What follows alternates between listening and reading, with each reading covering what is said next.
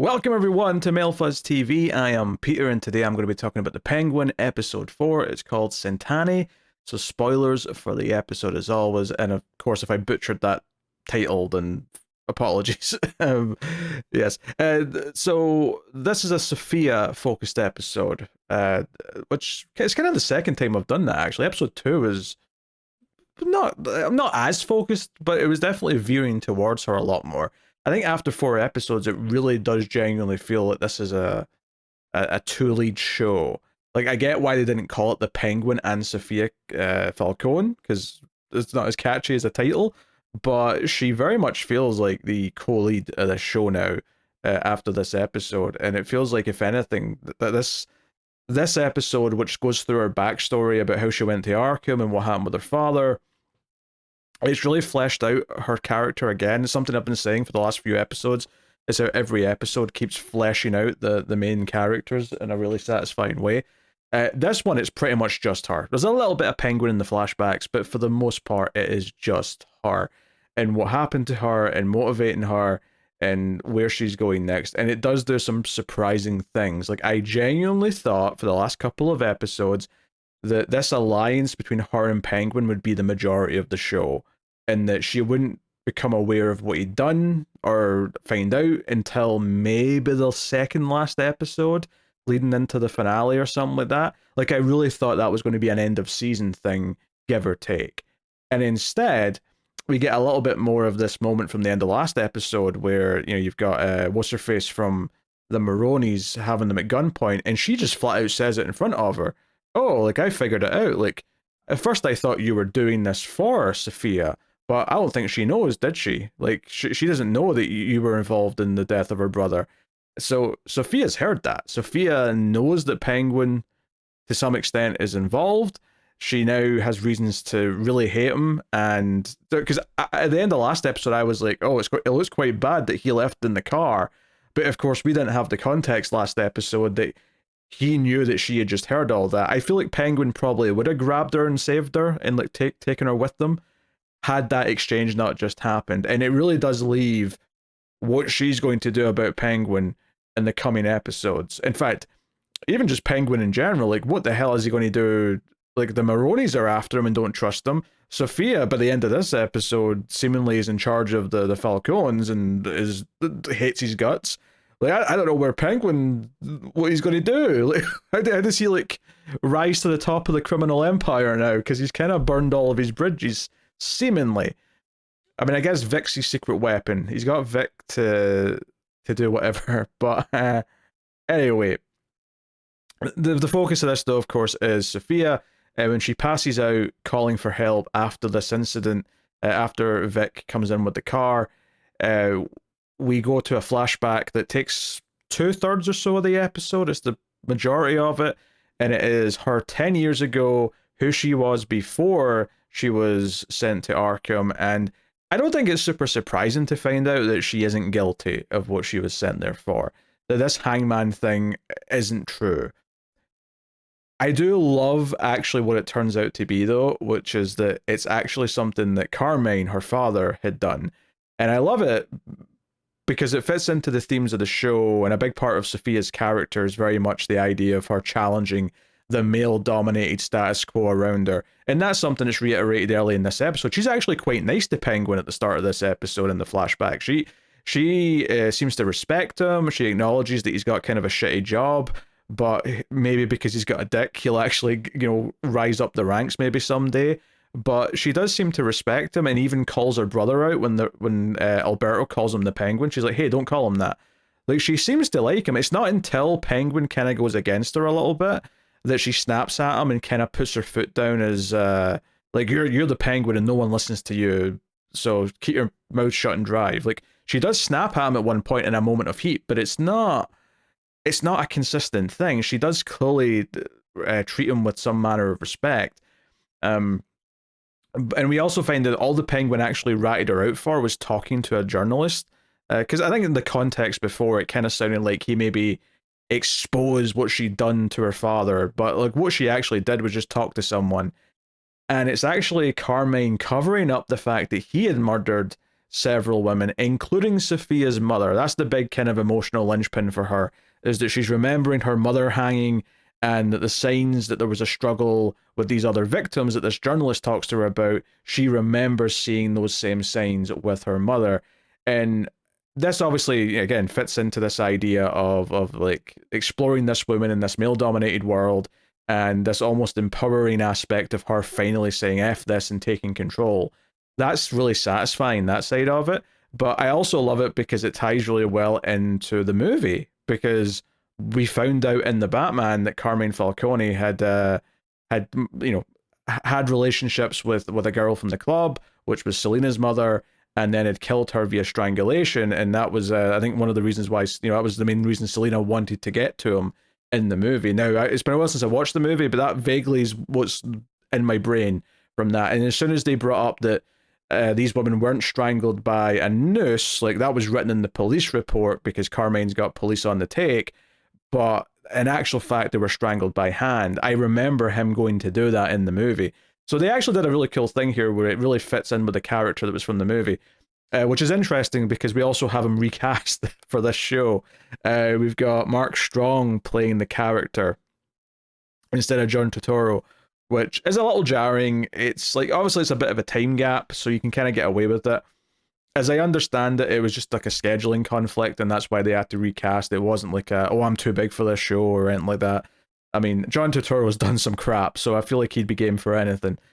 But yeah, so just it's worth mentioning that. I mean, Mark Strong's not bad, but like, he doesn't. I don't really think of him and Turturro as being similar in any way, shape, or form.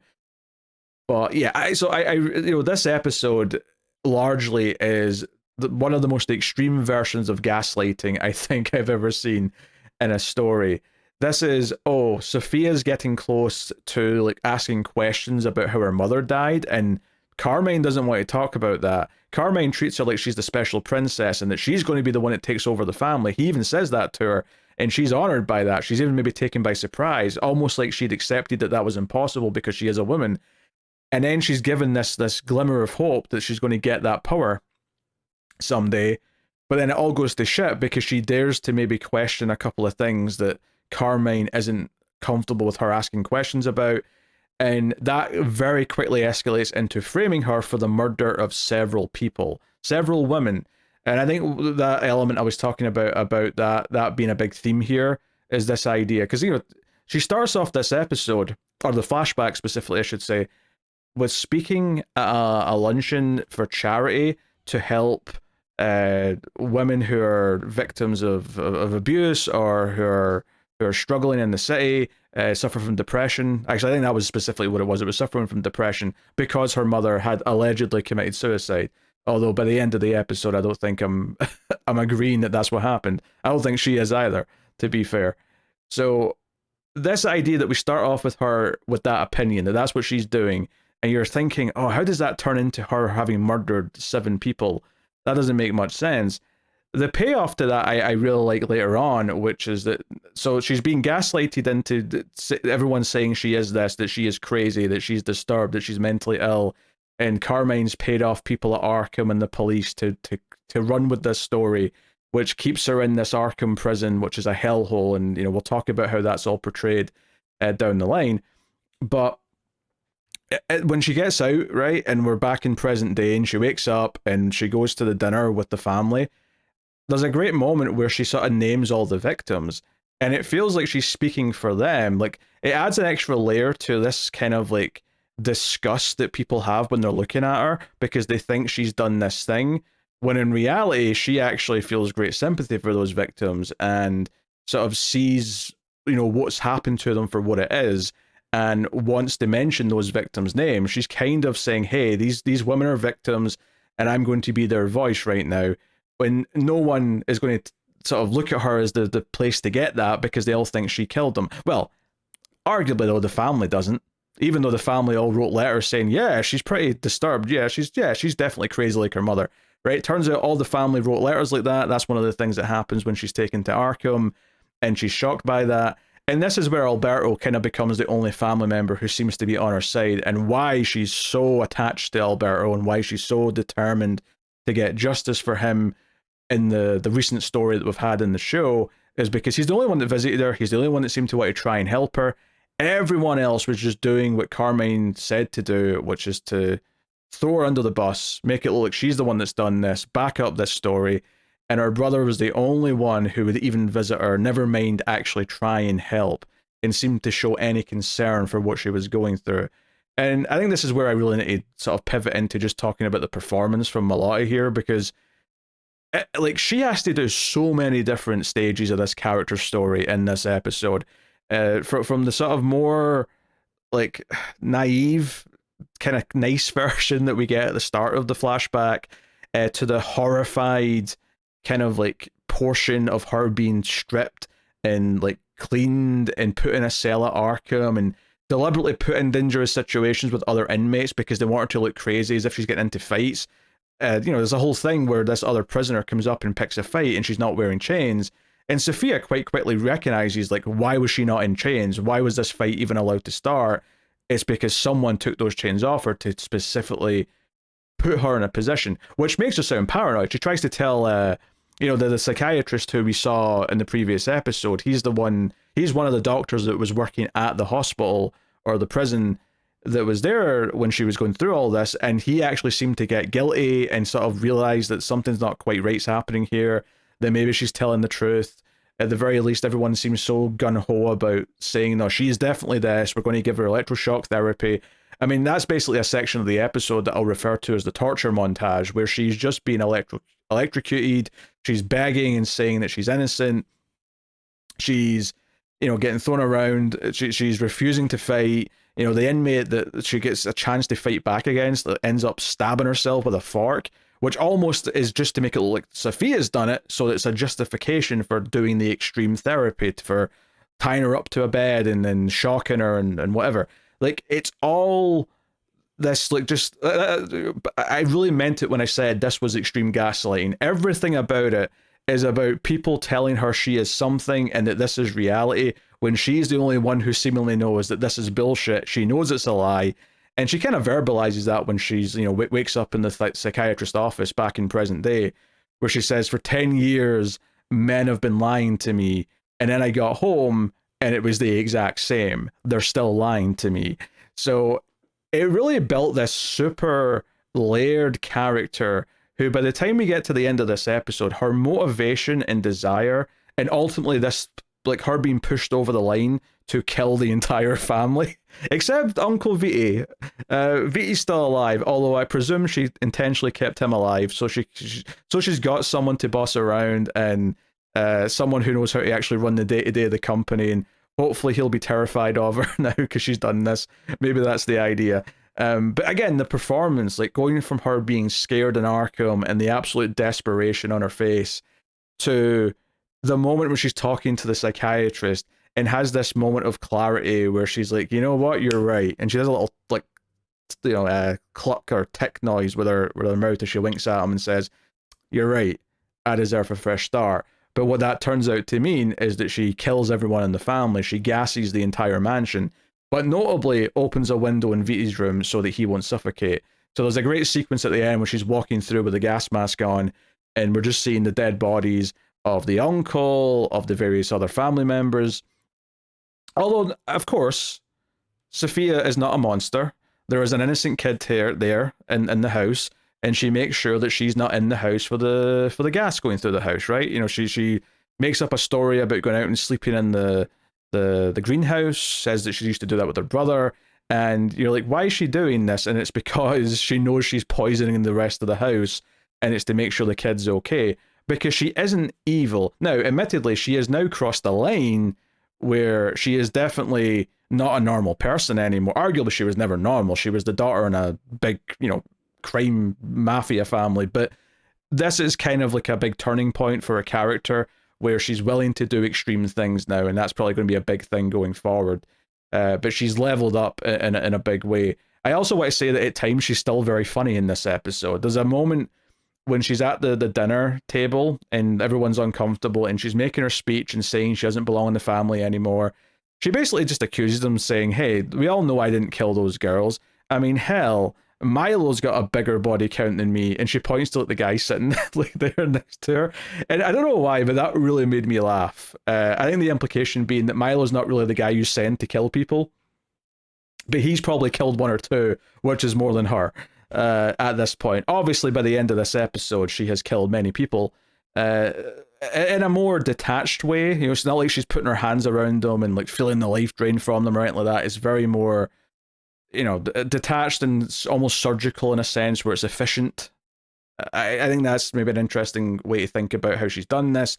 She's not like, yeah, obviously the end of the flashback is her finally losing her cool and beating the shit out of Magpie and smashing her head on the table. Who's a very, you know, D-list like villain character.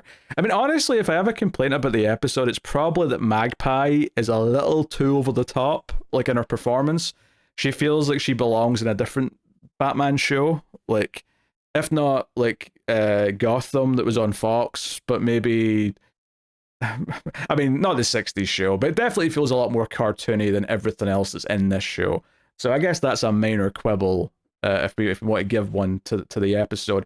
But everything and anchored entirely by her performance and how she's reacting to all these things, and you feeling just utter sympathy for her because you know that this is all a lie, you know that this has all been fabricated to put her in her place, and like any illusion she had that she could make her own choices, that she did have autonomy, working or living under her father's kind of rule, was completely shattered. It was all an illusion. It was all a lie. She had no power. She has to take it for herself.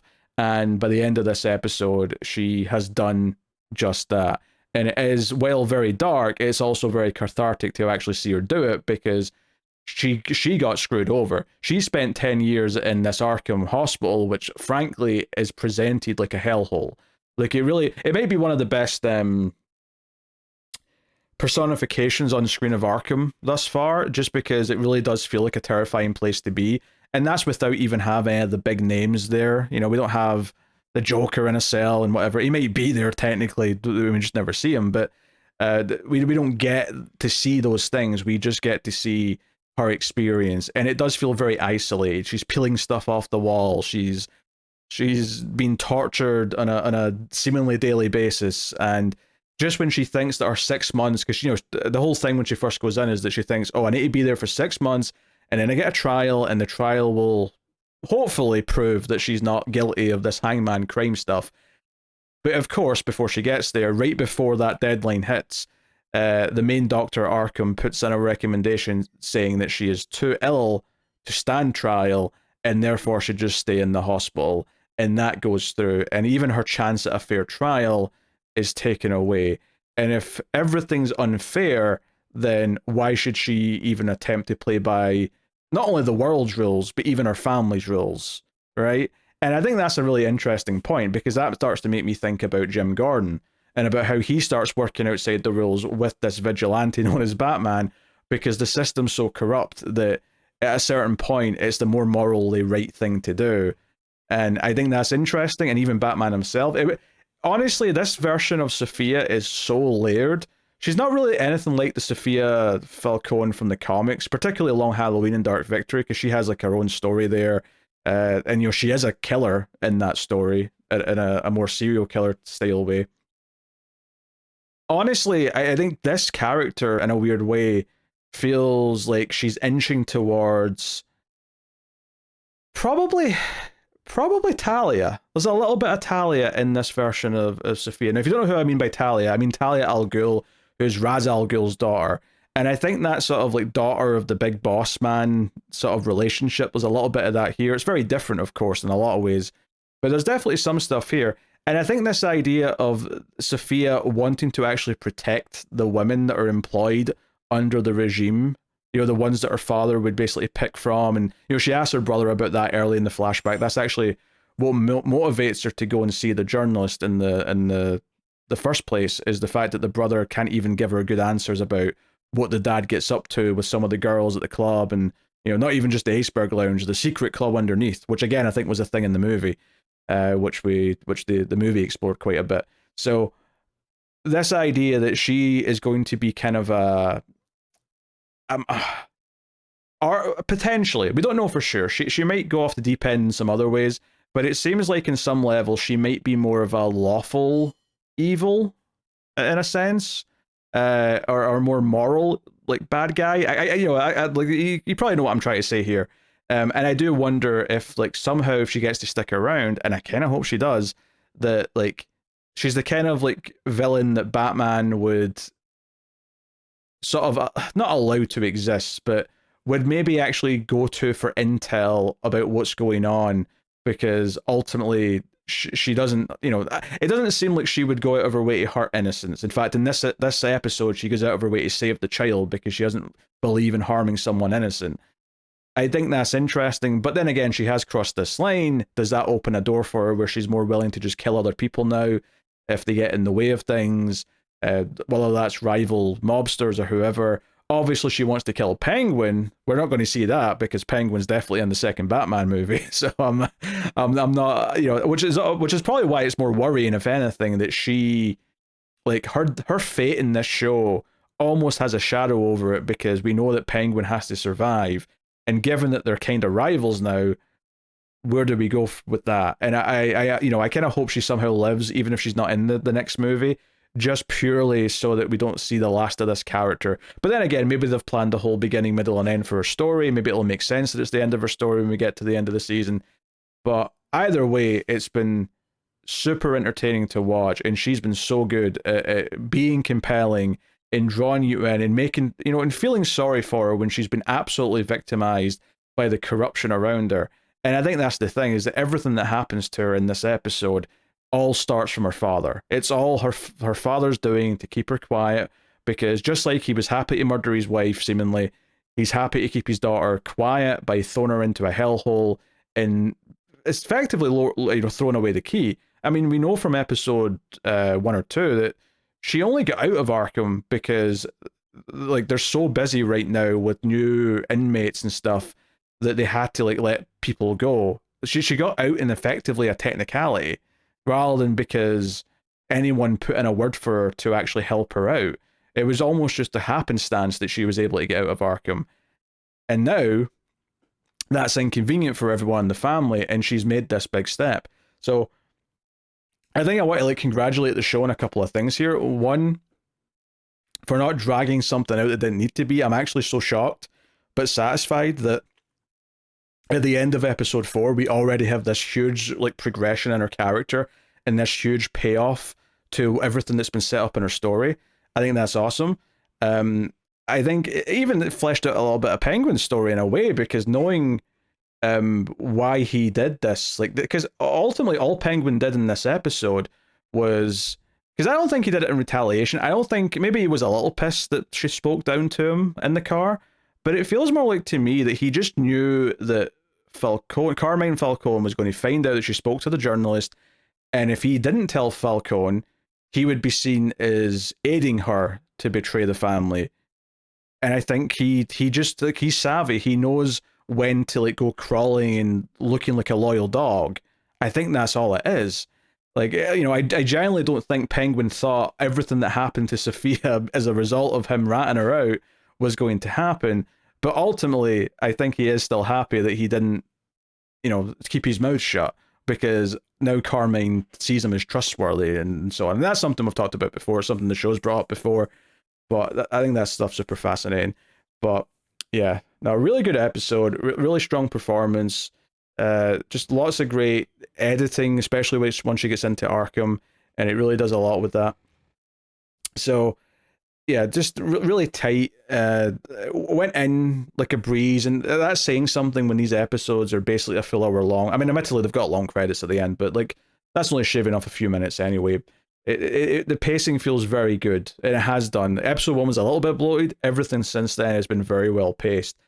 They know how to write for a runtime, because they seem to be hitting a specific block of time, and they're hitting it very comfortably and in a manner that tells a full story, which is leaving me very satisfied each week. And apparently the early reviews from press or whoever who have gotten to see the rest of the season are all speaking very highly of the remaining 4 episodes, so I'm super excited for that as well. So yeah, I think this obviously develops Sophia through the moon, made her far more sympathetic to the audience and gave you someone to root for and understand. Like we already understood that she was going against this male dominated like world, this family that she was in that wasn't giving her the time of day. But the context that her own father betrayed her, and was already taking away that future that she thought she might have, and did everything he did, really recontextualizes everything into like the grab of power she's making now. She's really getting what's owed to her in the present day story, and it's super satisfying. Penguin's fleshed out a little bit from this as well. And even the therapist character, who I kind of glossed over a little bit, but his whole thing seems to be that he's like guilty about what he saw happen to her in there. I think he is attracted to her as well. I said that the first time they were together, the way he held her was a bit awkwardly kind of sexual. And even here, like she even kind of accuses him of looking at her and looking fascinated by her, and feeling even guilty that he was having those kinds of feelings in the context of what she was seeing her. But so I don't know where that's going. I mean, Theo Rossi, I'm so used to him playing creeps and assholes that I can't not think he's up to something or that he's got nefarious thoughts in mind. But it's really just because he's always playing that type of character, and maybe it's his voice, I don't know. But maybe he's a lovely man in real life. But I look at him in any movie or TV show, and I just think, you're an evil prick. And that's all my expectations are for him. So I don't know. Anyway, so yeah, super interesting. It's actually kind of funny that I would never have expected when they announced the Penguin TV show that there would be a super thoughtful examination of I mean, it feels a bit broad to just say of sexism, but the idea of this woman being kept down in this family and her rising up and like realizing all these challenges against her and taking power for herself away from everything when she's been put down. I don't know. Like I never would have thought that the show would have had that in it, but obviously that's like half the show. Like Sophia is half the goddamn show. It's riveting stuff. So I can't wait for the next episode. I'm looking forward to it. Like Penguin's in trouble. Like I don't know what Cobblepot is is going to do when Sophia gets wind of where he is or whatever she ends up doing. Like, can he somehow spin it? Can he spin what she heard from the Maronis in a way that doesn't make him look guilty? Can he somehow pull that miracle off? I don't think he can. I don't think he thinks he can, and that's why he left her at the end of the last episode. But consequences are coming. That's all I can say. Consequences are coming. But no, fantastic episode. Let me know what you thought of this one in the comments below. Like, subscribe, all the usual stuff. Helps out a bunch. Of course, you can help out even more by going over to patreon.com/MailFuzzTV and supporting over there for some money every month. And it helps out. It keeps the shows coming, both on here and over in MailFuzz Movies, where all the movie podcasts live. Go check out them. But that is me. Thank you very much for joining. I do appreciate it. Keep watching TV. Have you got any vanilla?